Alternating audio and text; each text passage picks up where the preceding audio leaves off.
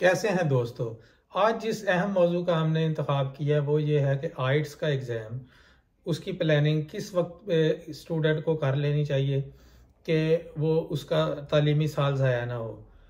इस चीज़ को समझने के लिए हमें सबसे पहले ये समझना होगा कि मुख्तलिफ़ ममालिक में मुख्तलिफ़ डिग्री प्रोग्राम्स MSc के या PhD के किस मंथ में स्टार्ट होते हैं और उसकी प्रिपरेशन कब से स्टार्ट कर देनी चाहिए कि आपका तालीमी साल ज़ाया ना हो। जैसे ही आप अपनी अंडर ग्रेड की डिग्री कंप्लीट करें या मास्टर्स की डिग्री कंप्लीट करें तो आप एलिजिबल हो जाएं बाहर आने के लिए।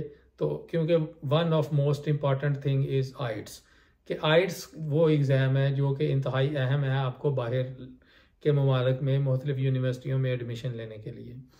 तो सबसे पहले हम देखते हैं कि यूके में वो क्या मंथ्स हैं जहाँ पे डिग्री प्रोग्राम की क्लासेस स्टार्ट होती हैं।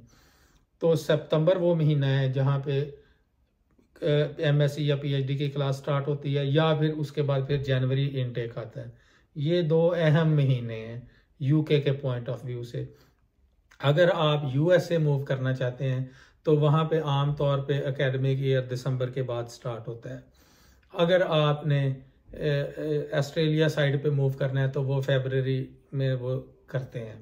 लेकिन अगर आपने चाइना में जाना है तो वहाँ पे जो एडमिशन्स की डेट हैं वो वेरी करती हैं, जनवरी से लेके मार्च तक आपने अपनी एप्लीकेशन सबमिट करनी होती है। तो ये अब जब आप ये डेट्स अपने जहन में रखेंगे तो इन डेट्स से 6 महीने एटलीस्ट पहले आपको आइट्स के एग्ज़ाम के लिए प्रिपरेशन तैयार करके एग्ज़ाम में सिटिंग करनी चाहिए। उसकी वजह यह है कि अगर आप फर्स्ट टेक पे कामयाब नहीं होते तो आपको सेकंड टेक भी देना पड़ सकता है।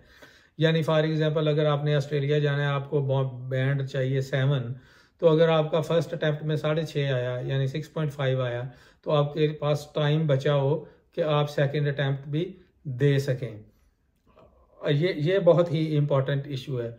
अच्छा, इसके बाद आपने देखना ये है कि अब आपने अगर जब आपकी अंडर ग्रेड की डिग्री चल रही है और आप आखिरी सेमेस्टर में हैं तो वो बेस्ट टाइम है जब आप ये डिसाइड कर लें कि अगर मैंने मास्टर्स बाहर से करना है तो लास्ट सेमेस्टर में अपना माइंड क्लियर कर लें कि अब मैंने एग्ज़ाम देना है आइट्स का, ताकि मैं क्वालिफाई कर जाऊँ एप्लीकेशन जमा करवाने के लिए फॉर मास्टर डिग्री। अगर आप यूरोप या UK, USA और ऑस्ट्रेलिया में आना चाहते हैं तो उसके लिए आइट्स बेस्ट है। अगर आप चाइना में जाना चाहते हैं तो उसके लिए आइट्स भी ठीक है, लेकिन वो प्रेफर करते हैं कि आपने HSK किया हो।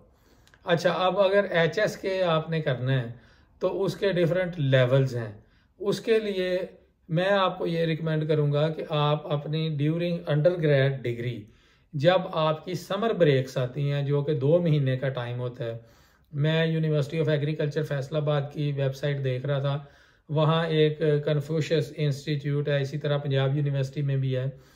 तो जो स्टूडेंट्स विलिंग हैं कि उन्होंने चाइना जाना है उनके लिए बेस्ट ये है कि वो अपनी समर ब्रेक को बजाय घर में छुट्टियां ज़ाया करने के, वो अपने जो कन्फ्यूशियस इंस्टीट्यूट मुख्तलिफ बड़ी बड़ी यूनिवर्सिटियों में चाइना ने बनाए हैं वहाँ पे अपना HSK 1 और 2 और फिर 3 और 4, यानी अगर आपकी 4 साल की डिग्री है अंडर ग्रेड की तो हर साल एक एक HSK करते जाएं, ताकि at the end of degree आपको चाइनीज़ लैंग्वेज पे अबूर तो नहीं लेकिन आपको कुछ ना कुछ आपको उसकी अलिफ बे का पता हो कि ये कैसी लैंग्वेज है। क्योंकि इंग्लिश लैंग्वेज तो हम बचपन से पढ़ते आ रहे हैं, लेकिन चाइनीज़ लैंग्वेज एक डिफरेंट लैंग्वेज है। ये ज़रा टफ लैंग्वेज है, इसके लिए आपको पहले से प्रिपरेशन करनी पड़ती है। और ये बेस्ट वे है कि आप अपनी समर टाइम जो है, जो समर वेकेशंस हैं, वो HSK पे लगाएं। अगर आपका चाइना का प्लान है, अगर आपका UK का या यूरोप का या US का प्लान है, फिर आप आइट्स में बैठेंगे, एग्ज़ाम में अपीयर होंगे और उसके हिसाब से बैंड लेंगे। अगर आप मास्टर में आना चाहते हैं तो 6.5 इनफ बैंड है फॉर UK ओवरऑल बैंड की अगर बात करें, लेकिन 6 से कम किसी में नहीं होना चाहिए। लेकिन ऑस्ट्रेलिया वाले 7 बैंड को प्रेफर करते हैं। इसी तरह जो USA है वो टॉफल को ज़्यादा अहमियत देता है आइट्स की बजाय। लेकिन आइट्स को भी एक्सेप्ट करते हैं, लेकिन टॉफल को वो प्रेफरेंस देते हैं। तो इस तरह डिफरेंट यूनिवर्सिटियाँ और डिफरेंट ममालिक के डिफरेंट सिनेरियोज हैं, इसको देखना पड़ेगा। लेकिन कंक्लूड हम इस वीडियो को इसके ऊपर करते हैं कि आपने at least 6 month before application आपने आइट्स में अपीयर होने के लिए अपना माइंडसेट रेडी करना है और अपीयर हो जाना है। एक दफ़ा होना है, अगर आपका स्कोर ठीक आ जाए वेल एंड गुड, 2 साल के लिए वैलिड है। अगर स्कोर नहीं आता तो दूसरी दफ़ा एग्ज़ाम में अपीयर हों तो डेफिनेटली सेकंड अटैम्प्ट में आपका वो आप क्वालिफाई कर जाएंगे।